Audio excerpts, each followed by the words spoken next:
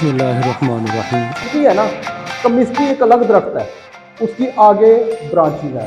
ठीक है, जिस तरह लेट करो आपके वालदैन है, आप उनकी ब्रांचेज हो। ठीक है, बाद में फिर आपकी ब्रांचेज बनेगी, आपकी फैमिली बनेगी। ठीक है, तो कहने का मतलब ये है कि अल्लाह ताला ने ये निज़ाम चलाया हुआ है और ये हज़रत आदम अलैहिस्सलाम से आगे कन्वर्ट होता जा रहा है कि जैसे ही आपकी अगली नस्ल आती है, फिर उसकी वो एक वालदैन आपका दरख्त है। वो कहते हैं ना कि ये आपका दरख्त ऐसा है। फिर उसके बाद क्या होता है कि वो फैमिलीज बनना शुरू होती है, फिर वो अलग अलग। अब केमिस्ट्री है, अब साइंस हमारी मेन ब्रांच है, मेन सॉरी दरख्त है। उससे फिजिक्स भी निकला, केमिस्ट्री भी निकली, बायो भी निकली, मैथ भी निकली। अब वो मैथ की आगे ब्रांचेज होंगी। ठीक है, केमिस्ट्री की आगे ब्रांचेज होंगी। तो केमिस्ट्री की ब्रांचेज कौन सी है? Physical chemistry, organic chemistry, inorganic, bio chemistry, industrial chemistry, environmental chemistry, nuclear chemistry and analytical chemistry. हम वन बाई वन पढ़ेंगे। सबसे पहले हमारे पास है जी फिजिकल केमिस्ट्री। अब देखो लफ्ज क्या लिखा उसने, फिजिकल। फिजिकल का मतलब क्या था? गुड, शाबाश। आप जिसके अंदर 5 सेंसेस यूज कर सकते हो, उसकी फिजिकल प्रॉपर्टी का मतलब सॉलिड, लिक्विड, गैस, ये भी आप कह सकते हो। वो देखने में कैसी है, बाकी चीजें। तो केमिस्ट्री का लफ्ज साथ जुड़ा, यानी कि उसकी फिजिकल प्रॉपर्टीज को हमने केमिस्ट्री के साथ जोड़ना है, कंपोजिशन के साथ उसको हमने जोड़ना है। क्लियर होगी बात यहां तक? It is a relationship. Relationship का मतलब क्या होता है? बिलोंग करना, उसके साथ ताल्लुक होना, कोई रिलेशन होना, कोई रिश्ता होना। बिटवीन, बिटवीन का मतलब दरमियान में। रिलेशनशिप बिटवीन, ये एक रिलेशन है, एक ताल्लुक है, एक रिश्ता है। किन चीजों के दरमियान? कंपोजिशन। कंपोजिशन का मतलब क्या है?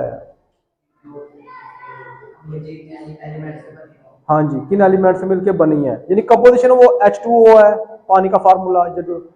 And physical property of matter. अब आपको मैटर का पता है? Solid, liquid, gas, occupy space and having a mass. Matter physical properties, यानी कि उसकी फिजिकल प्रॉपर्टीज और कंपोजिशन के दरमियान जो ताल्लुक होगा, उसको हम क्या बोलेंगे? इसको हम बोलेंगे फिजिकल केमिस्ट्री। अब ये ना मैं आपको एग्जांपल से ज्यादा समझाऊंगा, उससे आपको ज्यादा समझ आएगा। Along with change in them, और इनके दरमियान जो तब्दीलियां आती हैं। अब ये आपको एग्जांपल समझाता हूँ, वो आपको ज्यादा समझ आएगा। लेट कर लो आपने क्या किया, आपने बर्फ ली। ठीक है, आपने क्या ली? बर्फ।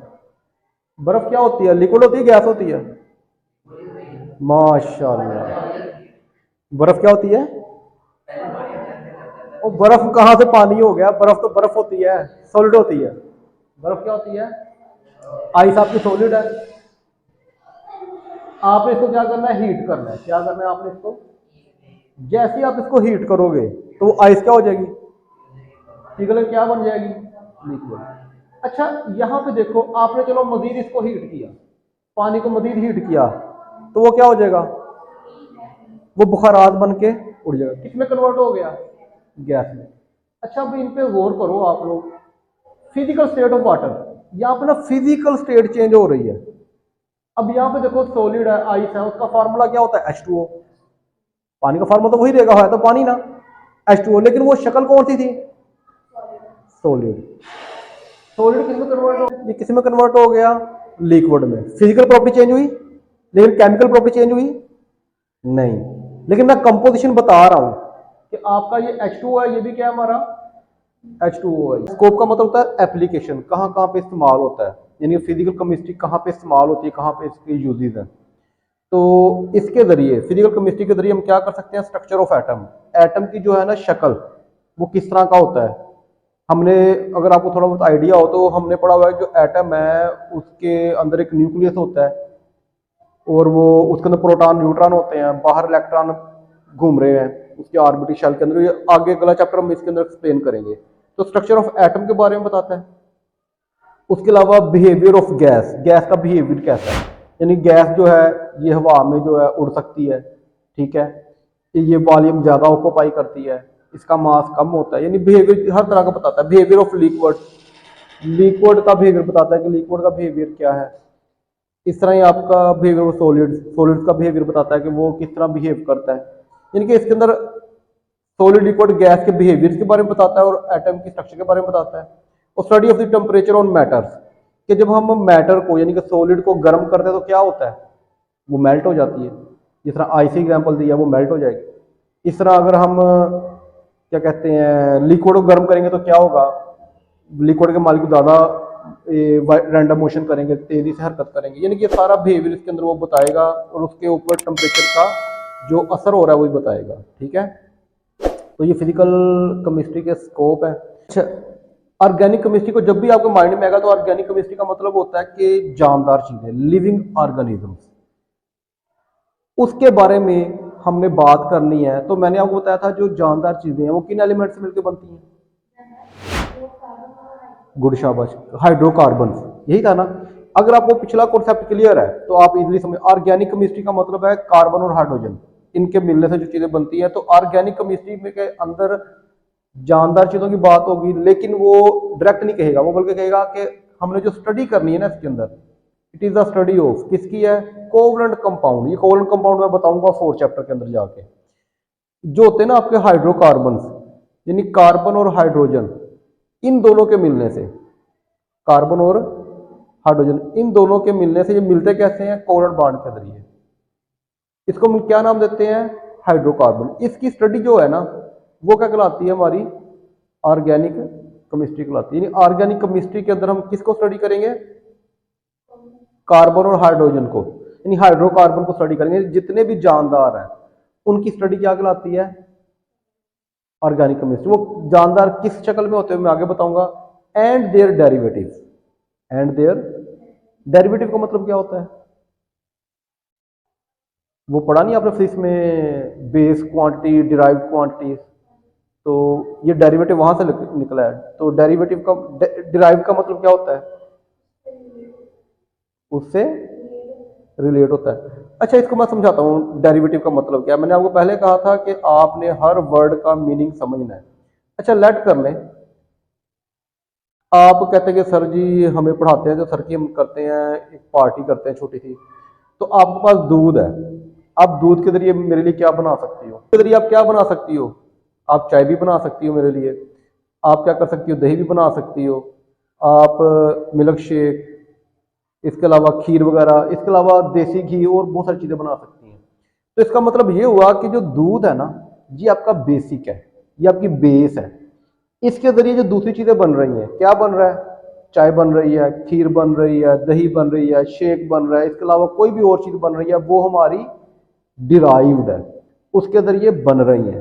तो बेसिक हमारी मिल्क है और जो बाकी चीज़ें हैं वो क्या, हमारी डेरिवेटिव्स है।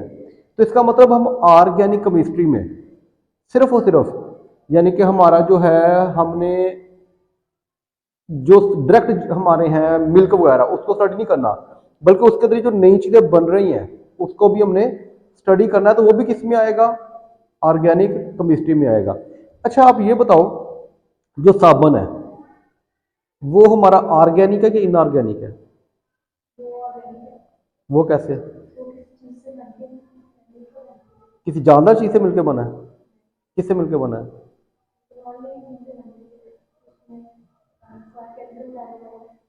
बेटा उसके अंदर जो है ना आपका जो साबुन बनता है वो बनता है आपका, जो साबुन जो बनता है ना आपका, वो बनता है आपका क्या कहते हैं, ऑयल से, और साथ होता है उसके सोडियम हाइड्रोक्साइड। ऑयल और सोडियम हाइड्रोक्साइड मिलकर साबुन बनाता है। तो जो ऑयल है वो ऑर्गेनिक है इनऑर्गेनिक है, ऑयल कहाँ से निकलता है, फूलों से, पौधों से। तो ये फूल या पौधे वो क्या है, जानदार हैं, तो जानदारों से चीज निकलेगी, ऑर्गेनिक है। तो इसका मतलब जो ऑयल निकल रहा है वो कहाँ से निकल रहा है, जानदार। तो ऑयल किसके अंदर स्टडी होगी, ऑर्गेनिक के अंदर। और ऑयल को सोडियम हाइड्रोक्साइड से मिला के क्या बन रहा है, साबुन बन रहा है, सोप बन रहा है। तो इसका मतलब जो साबुन है ये डेरिवेटिव है। साबुन क्या है, तो साबुन की जो स्टडी है ये ऑर्गेनिक केमिस्ट्री में आएगी। जो साबुन की स्टडी है वो ऑर्गेनिक केमिस्ट्री, क्योंकि ये डेरिवेटिव किसका है उसका। अच्छा, ऑर्गेनिक केमिस्ट्री का जो स्कोप है वो देख लो, ये कहाँ पे समाप्त, पेट्रोलियम, पेट्रोल आपका ऑर्गेनिक है इनऑर्गेनिक है, अच्छा, ये जो आपका पेट्रोल है, कहते हैं कि हजारों साल पहले जो होता है ना, जब जानवर मर गए थे, बड़े बड़े दरख्त यानी कि जो बरिड हो गए थे, वो जमीन के नीचे दब जाते हैं। फिर वो जो होते हैं ना दरख्त और आपके क्या कहते हैं जानवर, उनकी होती है बैक्टीरियल डीकम्पोजिशन। उसके जरिए जो होता है ना वो आपके क्या कहते हैं बनते हैं, पेट्रोल में कन्वर्ट हो जाते हैं। या आपकी ये कुदरती गैस नहीं है नेचुरल जो घरों में आ रही है, ये सारी की सारी जो है ये ऑर्गेनिक है, ये जानवर से बने हैं। जब आप लोग भी मर जाओगे ना, जब हम भी मरना है, जमीन के नीचे जाना है, तो हमारा भी तेल बन जाना है, हमारी भी गैस बन जानी है। आ रही बात समझ? तो असल में जो पेट्रोल है या गैस है या जो कोयला है, ये सारे के सारे किस में है? ऑर्गेनिक में है। इसका मतलब पेट्रोल का जो फार्मूला ये होता है ऑक्टेन। तो ये सारा का सारा हमारा क्या है? ऑर्गेनिक है। तो पेट्रोलियम की स्टडी ये क्या कहलाएगी? ऑर्गेनिक कहलाएगी। फार्मास्यूटिकल, ये जो दवाइयां बनती है कहाँ से बनती हैं? जड़ी बूटियों से बनती है। तो इसका मतलब जो जड़ी बूटियां हैं तो ये हमारे पौधों से बनती है, तो ये भी हमारी क्या है? ऑर्गेनिक। समझ आ रही ना बात की? पेट्रोकेमिकल यानी पेट्रोलियम की ही बात कर रहा है। पेट्रोल यानी कि उसके अंदर सिर्फ पेट्रोलियम नहीं होता, उसके अलावा भी बहुत सारे केमिकल होते हैं। जिस तरह आपका मिट्टी का तेल हो गया, नेफ्थलीन हो गया, ग्रीस हो गया, ये सारे उसके अंदर से निकलते हैं एक्सट्रैक्ट में से। ये एक 10th क्लास का आखिरी चैप्टर है जिसके अंदर वो मुकम्मल आपको तफसील से बताएगा। पर पेट्रोलियम स्टडी ये कंपाउंड। अच्छा, आगे आ गया हमारे पास इनऑर्गेनिक केमिस्ट्री। इनऑर्गेनिक केमिस्ट्री सारा उल्ट है। उसने पहले एक्सेप्ट, एक्सेप्ट का मतलब क्या होता है? वो होता है ए के साथ, ACCEPT, वो होता है कबूल करना। ये होता है एक्सेप्ट, EXCEPT। इसका मतलब होता है इसके अलावा, यानी इसको छोड़ दो बाकी। किसको छोड़ना है? आपने कंपोनेंट, दो of the component carbon and hydrogen, यानी कि आपने कार्बन हाइड्रोजन को छोड़ दो, यानी हाइड्रोकार्बन को छोड़ दो, हाइड्रोकार्बन को छोड़ दो। उसके अलावा जितने भी कंपाउंड है उनकी स्टडी किस में आएगी? अब देखे ना, जितने जानदारों को छोड़ दो। सिंपल ऑप्शन में क्या है? ऐसे केमिकल जिसके अंदर हाइड्रोकार्बन ना आए, यानी कि जानदार ना आए, तो पेट्रोल इसके अंदर नहीं आएगा। अब ये जो पानी है, पानी का फार्मूला क्या है? H2O। तो H2O जो है ये हमारा क्या है? इनऑर्गेनिक। इसके अंदर हाइड्रोकार्बन तो नहीं आ रहा, तो ये इनऑर्गेनिक केमिस्ट्री होगा। रेत है SiO2, इसके अंदर भी हाइड्रोकार्बन नहीं आ रहा, तो ये भी स्टडी क्या है? मट्टी है, रेत है, सीमेंट है, ठीक है, पत्थर है, ये सारे के सारे किस में आएंगे? इनऑर्गेनिक। लोहा है, ये भी सारे किस में आएंगे? Inorganic chemistry. यानी इनऑर्गेनिक केमिस्ट्री में एक्सेप्ट, यानी इसके अलावा, किसके अलावा? हाइड्रोजन और कार्बन के अलावा जितने भी हमारे कंपाउंड्स हैं वो किस में आएंगे? इनऑर्गेनिक केमिस्ट्री में आ जाएंगे। अच्छा, ये बात जो थी ना ऑयल और सोडियम हाइड्रोजन, ये ऑर्गेनिक केमिस्ट्री का था हमारा। ये एग्जांपल मैंने थोड़ा डिफरेंस दिया है कि ऑयल और सोडियम हाइड्रोक्साइड, इससे जो बनता है ना साबुन जो बन रहा है, ये हमारा ऑर्गेनिक है। ये डेरिवेटिव किसका है? ऑर्गेनिक का, क्योंकि ऑयल हमारा जानदार है। ये मैंने पहले समझा दिया आपको। अच्छा, इनऑर्गेनिक केमिस्ट्री जो है इसका डेफिनेशन देख लो। ये डेफिनेशन आपने सिंपल याद रखनी है। Except those of the component of the carbon and hydrogen and their derivative. Derivative मैंने पहले समझा दिया। इस कार्ड का इनऑर्गेनिक केमिस्ट्री। अच्छा, इसका स्कोप क्या है? एप्लीकेशन कहाँ कहाँ पे इस्तेमाल होती हैं? ग्लास, शीशा। शीशा क्या है? इनऑर्गेनिक, ठीक है।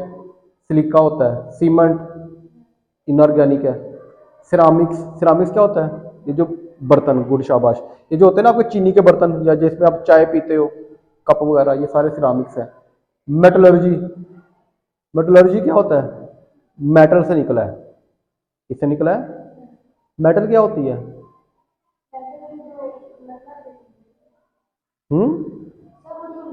लोहा, गुड शाबाश। ये जो आपका लोहा है ये मेटल है। ये जो कॉपर की तारें हैं मेटल है। ये जो सोना चांदी है ये सारे क्या हैं? मेटल है। तो इनकी मेटलर्जी इंडस्ट्री, मेटलर्जी इंडस्ट्री यानी कि जो मेटल बनाने की इंडस्ट्रीज है वो भी सारी सारी क्या है? इनऑर्गेनिक केमिस्ट्री में होती है। यानी कि आपके ये सारे क्या है, ये आपने इसके अंदर लिखने हैं एप्लीकेशन।